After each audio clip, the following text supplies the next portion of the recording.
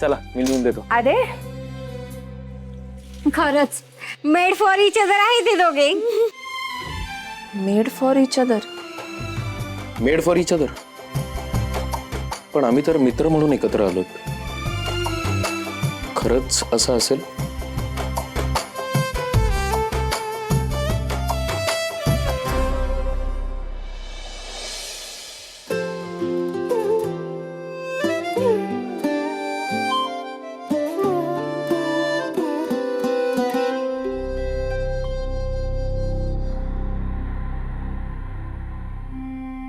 काय चहा करायला मला गॅस वगैरे मिळेल की नाही?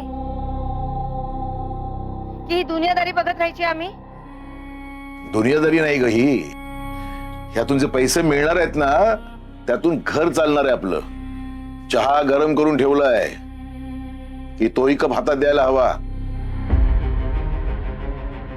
अर्पिताने सवय लावली होती ना चहाचा कप हातात द्यायचा, म्हणून विचारतो.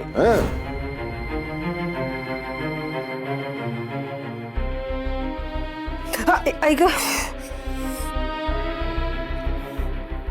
तू ओतून दे का चहा.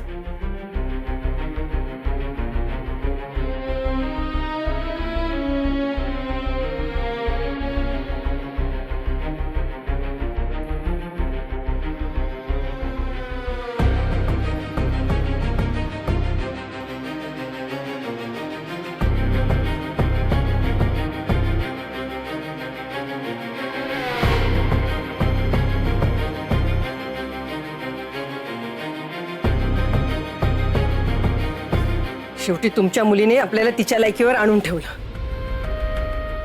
ती गेली पण याची व्यवस्था करून गेली की जसं दरिद्र आयुष्य आपण आधी जगत होतो ना तसंच पुढेही जगू.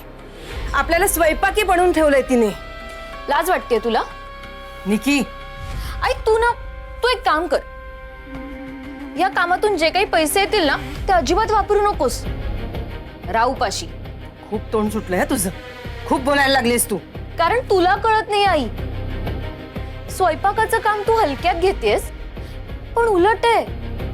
ह्या कामाने आपण 4 लोकांचं पोट भरतोय आणि आपल्याला त्यांचे आशीर्वाद सुद्धा मिळतात पैशांबरोबर. कसं आहे ना कविता, जो व्यवसाय आपल्याला जगवतो ना त्याला नाव ठेवण्याचा करंडेपणा करू नकोस. हा,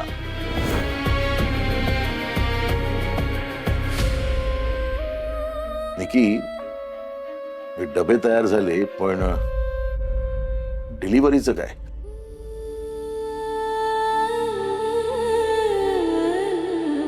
बाबा मी कालच दीच्या क्लायंट्सना कॉल करून रिक्वेस्ट केली होती की सुरुवातीचे काही दिवस तुम्ही स्वतः येऊन डबे घेऊन जा. 1-2 दिवसात मी माझ्या कॉलेजचं टायमिंग ऍडजस्ट करते आणि मग गणूच्या हेल्पने मी स्वतः जाऊन डिलिव्हर करेन डबे. आणि हे बघ निकी, काही गरज लागली तर मी आहेच मदतीला. येतीलच इतक्यात ते.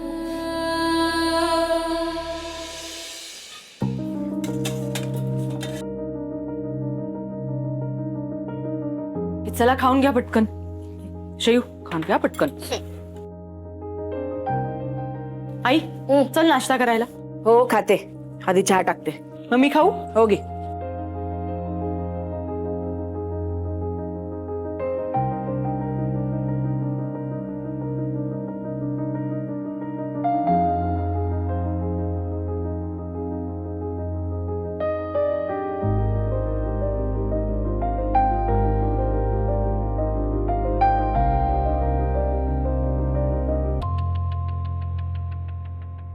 मामी ये तू माझ्या बरोबर खा.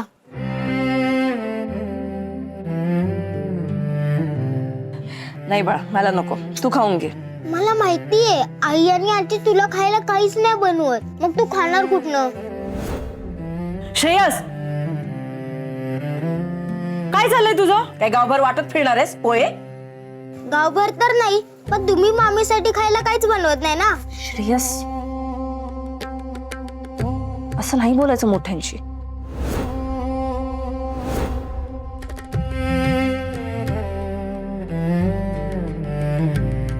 आणि खरंच तू खाऊन घे. मामा आला ना की मी खाईन. पण मामा गेलाय तरी कुठे? मलाही नाही माहित रे बाळा. मलाही सांगून नाही गेले ते.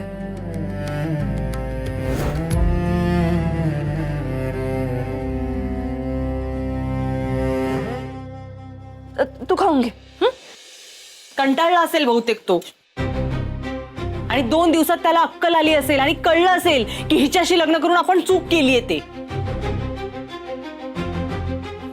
म्हणून जास्तीत जास्त वेळ बाहेर राहतोय आणि तुला न सांगता जातोय.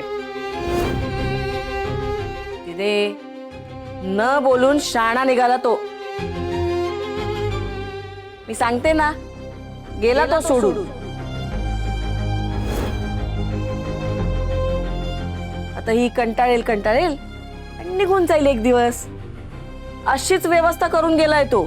आता काय माहित रात्र होईपर्यंत येतोय की नाही.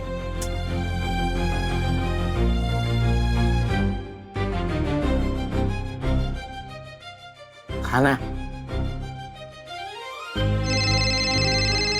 हॅलो समीर, कुठे आहात तुम्ही? सकाळी गेलात आणि अजून.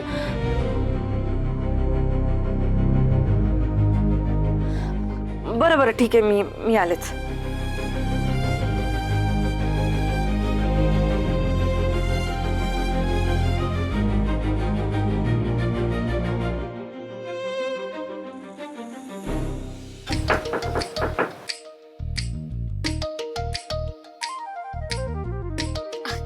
अरे मिटकरी काका, राहुल दादा, सारिका ताई, या ना. कविता, त्यांना डबे दे जरा. काहीतरी हातभार लागू दे ना. चहा पण पिऊ देत नाही. जाऊ दे, आणखीन तमाशा नको.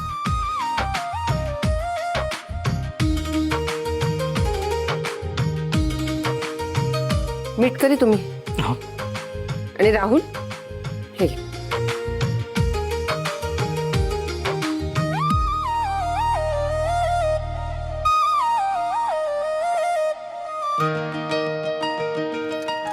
हा तुमचा. ताई, हा डबा मला बॅग मध्ये ठेवायचा आहे आणि याच्यातून तेल सांडलंय, थोडा पुसून द्याल का प्लीज? तुम्ही पुसून घ्या की, त्यात काय एवढं.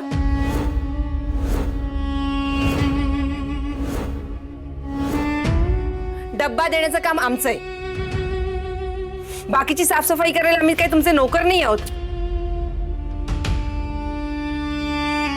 हो ताई, असं कुठं म्हटलो मी? सॉरी काका, द्या मी पुसून देते. हो, असं काय बोलतायत त्या? आणि तेल पुसायला फडका हे कुठून आणणार? अहो, तुमचा प्रॉब्लेम काय आहे? एकतर होम डिलिव्हरी आहे म्हणून आम्ही तुमच्याकडे टिफिन लावलेत.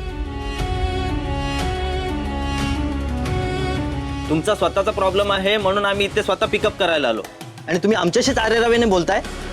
तेच ना, ऑन द वे यायचं आणि डब्बा घेऊन जायचा, तर मग फायदाच काय.